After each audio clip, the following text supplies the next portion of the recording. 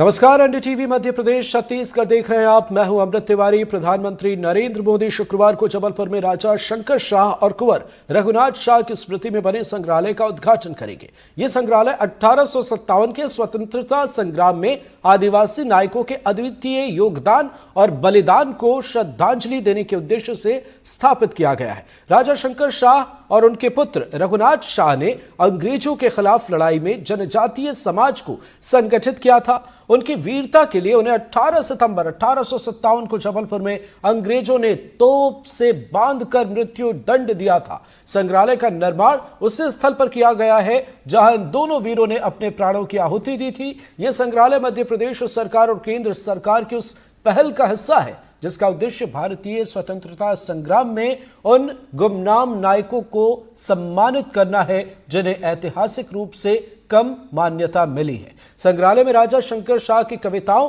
और उनकी ओर से ब्रिटिश शासन के खिलाफ जन जागरण को बढ़ावा देने वाले योगदान को भी शामिल किया गया है।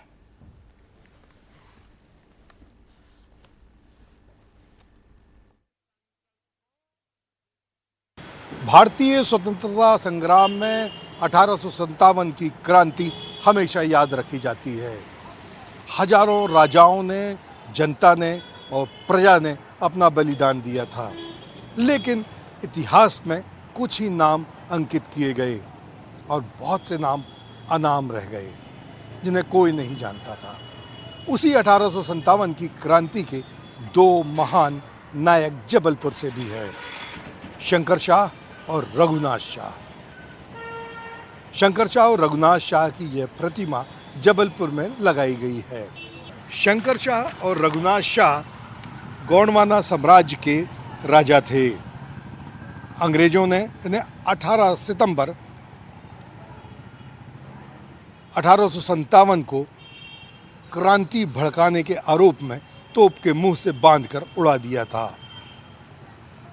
1857 के विद्रोह की ज्वाला जब पूरे देश में धधक रही थी तो अंग्रेज मातृभूमि को स्वतंत्र कराने वाले लोगों के खिलाफ एक महायुद्ध चला रहे थे। इस संग्राम में रघुनाथ शाह और शंकर शाह ने अपने पिता के साथ बढ़ चढ़कर हिस्सा लिया। राजा शंकर शाह निजाम शाह के प्रपौत्र और सुमेर शाह के एकमात्र पुत्र थे। इनके पुत्र का नाम रघुनाथ शाह था। राजा शंकर शाह जमींदारों और आम जनता के बीच एक बहुत लोकप्रिय राजा थे। उस समय जबलपुर, जैसे जब्बलपुर कहा जाता था, 12वीं रेजिमेंट का कर्नल क्लार्क तैनात किया गया था। कर्नल क्लार्क बहुत ही अत्याचारी था। उसने छोटे छोटे राजाओं और जनता को बहुत परेशान कर रखा था। इसी हाहाकार से परेशान होकर जनता ने अपने राजा से गुहार की और राजा शंकर शाह ने आज़ादी की अलग जगाई।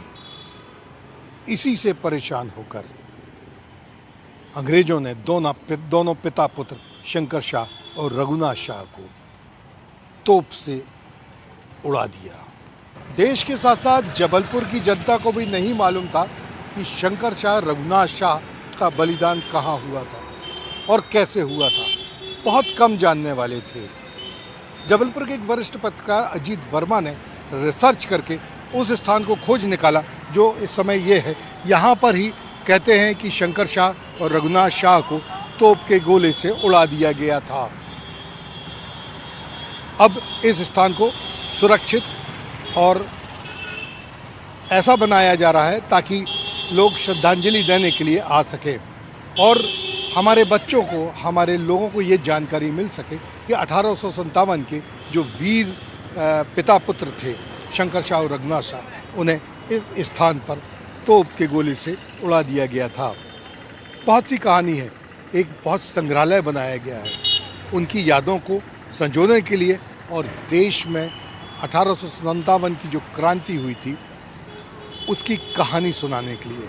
आइए हम जबलपुर में संग्रहालय को आपको घुमाते हैं। इसका शुभारंभ भारत के प्रधानमंत्री नरेंद्र मोदी करने वाले हैं।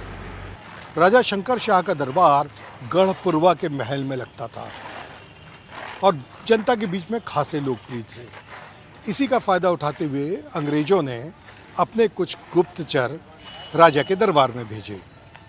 चूँकि शंकर शाह सभी लोगों का सम्मान करते थे, तो गुप्तचरों का भी उन्होंने पूरा सम्मान किया और बातों बातों में ही वह योजना बता दी कि वह किस तरह से अंग्रेजों के खिलाफ विद्रोह करने वाले हैं। गिरधारी लाल दास नामक एक अंग्रेजों के यहाँ जो चपरासी का काम किया करता था, वह भी उन गुप्तचरों के बीच में आया था। उसने जाकर पूरी योजना अंग्रेजों को बता दी। योजना मिलते ही अंग्रेजों ने शंकर शाह और उनके पुत्र रघुनाथ शाह को गिरफ्तार करने की योजना बना ली और उन्हें गिरफ्तार भी कर लिया। गिरफ्तार करने के बाद इस स्थान पर उन्हें रखा गया। बहुत सुंदर संग्रहालय बनाया गया है। हम आपको दिखाते हैं कि क्या संग्रहालय में अब बनाया गया है और कहाँ उन्हें बंदी बनाया गया था। जबलपुर में ये जो शंकर शाह रघुनाथ शाह का स्मारक बनाया गया है, संग्रहालय बनाया गया है, इसमें इंटेक जबलपुर चैप्टर का महत्वपूर्ण योगदान था। उन्हीं से इनपुट लिए गए। हमारे साथ डॉक्टर संजय मल्होत्रा हैं जो जबलपुर इंटेक चैप्टर के कन्वीनर हैं। डॉक्टर साहब, ये बताइए कि इस संग्रहालय में क्या विशेष चीज़ें हैं, इसकी क्या विशेषताएं? इसकी विशेषता ये है कि हम इसमें राजा शंकर शाह और उनके पुत्र रघुनाथ शाह का जो बलिदान हुआ था, उस बलिदान को देखते हुए और हमने उनकी कीर्ति में, उनके याद में हमने ये इस बिल्डिंग को जो है रिस्टोर किया है, इसका संरक्षण किया है। ये कभी स्लीमन का न्यायालय और उनका आवास और यहाँ पे उनका ऑफिस हुआ करता था, प्लस माल खाना था। तो इस बिल्डिंग को हमने पुरानी अंग्रेज़ों के ज़माने की बिल्डिंग को उनको राजा शंकर शाह रघुनाथ शाह को समर्पित करते हुए, और इसमें उनकी पूरी हिस्ट्री दी गई है। राजगोंड वंश जो रहता था, ये क्या चीज़ें यूज़ करते थे, इनके वस्त्र कैसे होते थे, इनका खान पान कैसा था, इनके हथियार कैसे थे, जितने भी आर्टिफैक्ट्स में जितनी भी चीज़ें आती हैं, सब हम इस चीज़ों का यहाँ पे प्रदर्शन कर रहे हैं। साथ में वीडियो शूटिंग भी की गई है। यहाँ से इनका साम्राज्य जहाँ जहाँ भी था, हर जगह हमने इसके बारे में एक शूटिंग किया है। और जैसे सागर में हमने संग्रामपुर किले पे शूटिंग किया था, सागर में जाके शूटिंग किया। मंडला में हम लोग गए, मंडला में जा कर के शूटिंग किया है। यहाँ पे भेड़ा घाट और वहाँ शूटिंग किया। आपके कटंगी में हिरन नदी के वहाँ जा कर के हम लोगों ने शूटिंग किया कि जहाँ युद्ध हुआ था अंग्रेज़ों और राजगोंड वंश के बीच में और 52 रेजिमेंट के बीच में। तो वो उसके बाद उनकी जो अंग्रेज़ों ने एक जो उनके खिलाफ साजिश रची गई, अंग्रेज़ों ने उनको राजा शंकर शाह रघुनाथ शाह को गिरफ़्तार किया। और उस गिरफ़्तार करने के बाद जो है ये हमारे जितने भी उनके साथ में लोग थे, ये फ्रीडम फाइटर्स हैं। ये अनाम फ्रीडम फाइटर्स हैं जिनका नाम अभी तक, लेकिन हमारे प्रिय प्रधानमंत्री जी ने इन सब को आगे कि मतलब ये जो लोग जिनके बारे में नहीं जानते, अब इस म्यूज़ियम में इन सब का प्रदर्शन और नाम देख करके लोग जान जाएंगे कि भाई टांटिया भील भी, फतेह सिंह भी और सीताराम जितने हैं इसमें नाम दिए हुए हैं, ये सब लोग जो है इनके साथ के फ्रीडम फाइटर्स रहे हैं और इन्होंने युद्ध में पार्ट लिया है। तो डॉक्टर साहब, ये बताइए कि यहाँ पर एक तोप को रखा गया है, तो क्या है ये तोप? ये तोप जो अंग्रेज उस समय जो तोप यूज़ करते थे गोला भर के और मतलब बारूद भर के उड़ाने के लिए या युद्ध में यूज़ करने के लिए, ये वो तोप है। इसका ये सिग्निफिकेंट नहीं है कि यही तोप से राजा शंकर शाह रघुनाथ शाह को मतलब उन्होंने सरेआम उड़ा दिया था, लेकिन तोप इसी टाइप की थी, इसी प्रकार की तोप थी, जिसके उसके बाद उस तोप का क्या हुआ इसका कहीं कोई जानकारी किसी को इसके बारे में मालूमात नहीं है। और लेकिन उनके पास जितनी तोपें थीं वो सब इसी टाइप की तोपें थीं। तो हम लोग एक तोप मिली थी जो इस म्यूज़ियम में ला करके रखी गई है, जिसे राजा शंकर शाह रघुनाथ शाह का एक सिंबॉलिक उसमें कि हाँ इस तोप से उनको उड़ाया गया था। तो ये जो तोप है ये वही तोप नहीं है जिससे शंकर शाह रघुनाथ शाह को उड़ाया गया था, लेकिन भविष्य की पीढ़ियों को दिखाने के लिए ये एक सिंबॉलिक तोप को रखा गया है और इसकी बनावट ठीक वैसी ही है जैसे कि शंकर शाह रघुनाथ शाह को जिस तोप से उड़ाया गया था। तो ये एक बहुत सुंदर जगह बनाई गई है जहाँ बच्चे और आने वाली पीढ़ियाँ इस बात को याद करेंगी कि किस तरह की तोप से शंकर शाह और रघुनाथ शाह को उड़ा दिया गया था। इस संग्रहालय में एक गोंडवाना साम्राज्य की एक प्रतीक को और बनाया गया है। डॉक्टर साहब, ये क्या है, ये किस तरह से बनाया गया, इसका क्या मतलब है? मंडला में जो गोंड आदिवासी वहाँ पे जो जनजातीय समाज के लोग रहते थे, तो ये एक स्वर्ग नसैनी है। एक सीढ़ी, एक लोहे की सीढ़ी और इससे बड़ी थी, ये तो इसका प्रतीकात्मक रूप बनाया गया है। उसमें लोग जब किसी भी पीड़ा से बाधित होते थे तो वहाँ पे वो तांत्रिक जो है उसमें चेन और वो लगी रहती थी, उसमें उनको लटका करके और उनके मतलब स्वर्ग प्राप्ति या उनकी शांति के लिए उसमें उनको इसमें जो है हैंग किया जाता था। और वहाँ से इनके पूजा पाठ और उनके लिए जो भी तांत्रिक उनके जो करते हैं वहाँ पे वो इसको करते थे। उसी का प्रतीकात्मक एक यहाँ पे एक सैंपल बनाया गया है कि ये एक बहुत इम्पॉर्टेंट चीज़ है। वहाँ पे जिस समय आप ये नवदुर्गे में जब मेला भरता है तो करीबन 10,000 आदिवासी जो हैं वहाँ से सब मंडला से आसपास उस गांव में आपके यहाँ पहुँचते हैं और अपनी पूजा पाठ वो सब करते हैं। और कोने कोने से देश के लोग यहाँ पे अपना जो है आते हैं और एक आर्कियोलॉजिकल पॉइंट ऑफ व्यू में कि एक हेरिटेज व्यू भी है, और जो पीड़ित रहते हैं वो अपनी शांति के लिए अपने उसके लिए भी आते हैं। तो ये जो स्वर्ग नसैनी, इसका नाम ही है स्वर्ग नसैनी, तो इसका मतलब ये है कि ये ऐसी मान्यता है गोंड जनजाति के बीच में कि यदि किसी को कोई परेशानी होती है तो वह इस नसैनी पर ऊपर चढ़ता है और फिर जब वो उतरता है तो उसकी सारी परेशानियों का निजात मिल जाती है और वो स्वस्थ हो जाता है, अपनी परेशानियों को दूर कर देता है। इसलिए ये स्वर्ण नसैनी जो गोंडवाना साम्राज्य की एक महत्वपूर्ण विरासत थी, उसका भी एक प्रतीक इस संग्रहालय में बनाया गया है।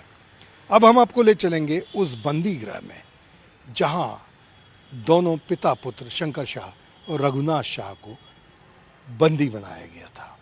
ये बंदी गृह का मजबूत दरवाजा है। सिर्फ एक दरवाजा नहीं, शंकर शाह और रघुनाथ शाह की क्रांति की आग को रोकने के लिए ये डबल डोर लगाए गए थे, ये 2 दरवाजे लगाए गए थे और ये इतने वजनदार और इतने मजबूत हैं कि इन्हें हिलाना भी बहुत मुश्किल होता था।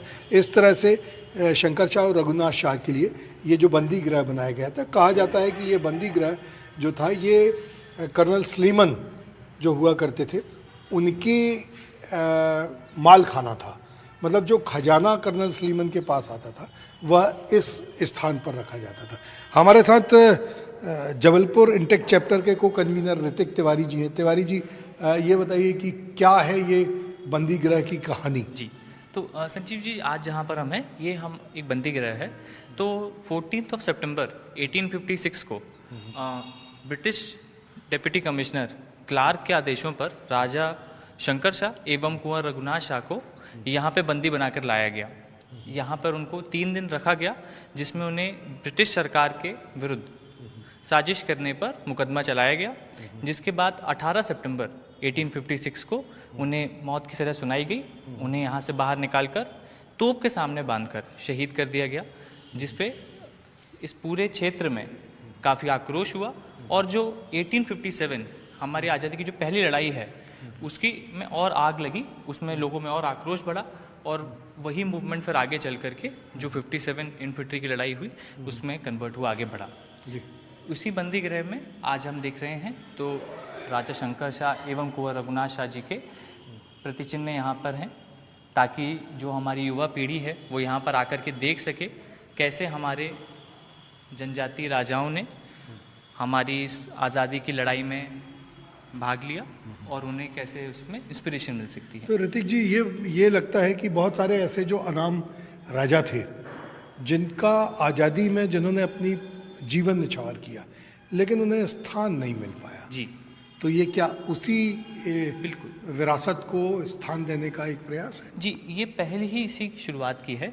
ऐसे लोगों को बाहर लाना जिन्होंने अपना सर्वस्व न्यौछावर कर दिया हमारे देश के लिए, हमारे देश की भक्ति के लिए, उसी की पहल में ये पूरा म्यूज़ियम है, पूरा संग्रहालय है, ताकि हमारे शहर, हमारे प्रदेश, हमारे देश के लोग इन जगहों पर आएँ, वो महसूस करें जो कि आज से 1857 में हमारे राजाओं ने यहाँ महसूस किया, और उन्हें जिस देशभक्ति के साथ में अपना बलिदान दिया, उससे आज हम इंस्पिरेशन लें और हमारे देश को आगे बढ़ा सकें। तो ये स्थान जो है ये गौंड जो जनजाति के लोग हैं उनके लिए बहुत महत्वपूर्ण है। और जब भी शंकर शाह, रघुनाथ शाह या रानी दुर्गावती की जन्म दिन होता है तो यहाँ पर हजारों की मात्रा में लोग आते हैं।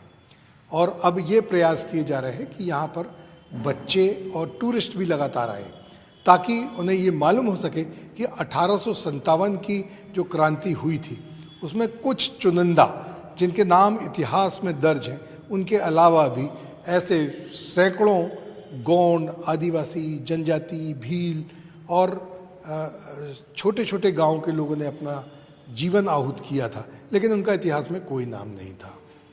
प्रधानमंत्री नरेंद्र मोदी की ये पहल है कि जिन लोगों ने अपना जीवन बलिदान दिया था स्वतंत्रता संग्राम में और जिनका नाम इतिहास में दर्ज नहीं है, उन्हें सम्मानपूर्वक स्थान दिया जाए, और ये संग्रहालय उसी का एक परिणाम है।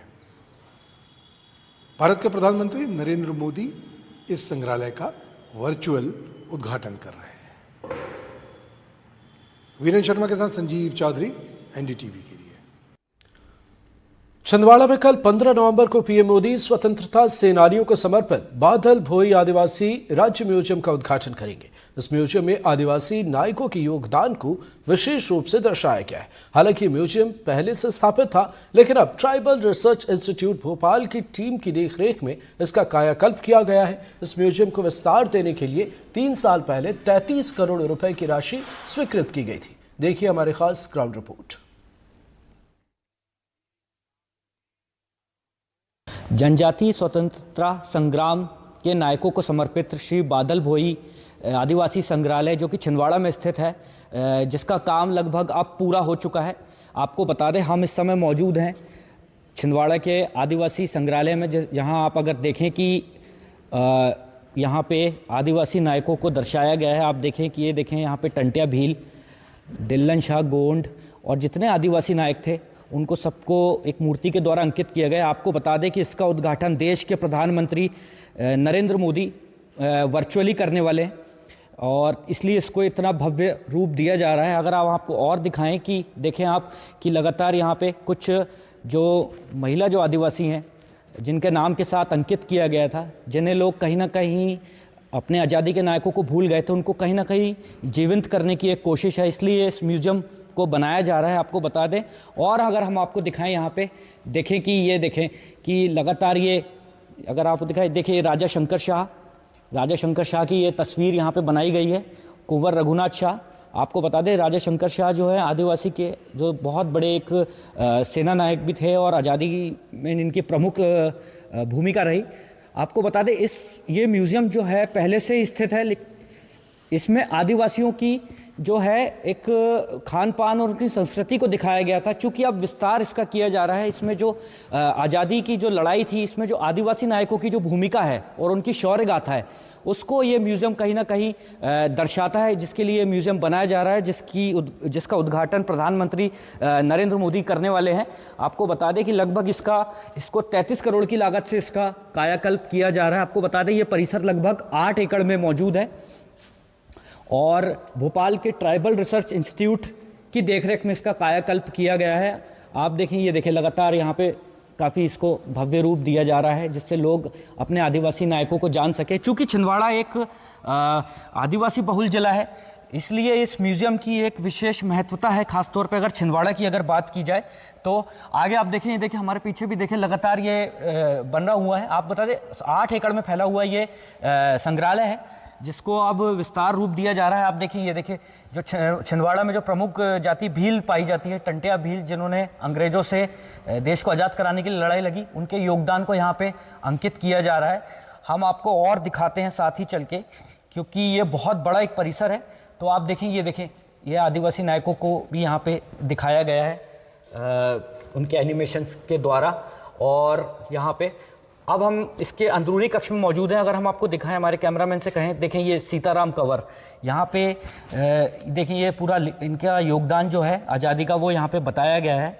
अगर आप यहाँ पे देखें तो पूरा हिंदी और इंग्लिश दोनों भाषाओं में यहाँ पे लिखा गया है सीताराम कंवर, जो कि एक आदिवासी जनजाति थे जिन्होंने आज़ादी की लड़ाई में योगदान लड़ा, जिनकी यहाँ पे तस्वीर यहाँ पे आपको दिखाएं, यहाँ पे अंकित की गई, जिनकी तस्वीर को यहाँ पे बनाया गया है।